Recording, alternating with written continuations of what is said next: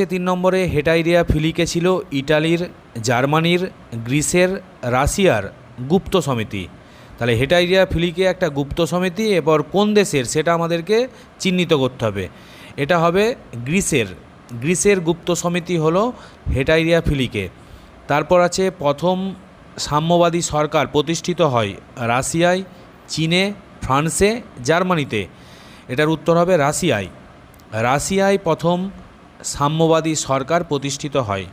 তারপর 5 নম্বরে রয়েছে উড়ন্ত মাকু আবিষ্কার করেন জেমস ওয়াট, জন কে, হামফ্রে ডেভি, ম্যাকআডাম। এটার উত্তর হবে জন কে উড়ন্ত মাকু বা ফ্লাইং শাটল আবিষ্কার করেন।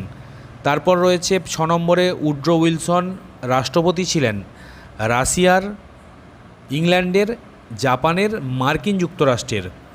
এটার উত্তর হবে মার্কিন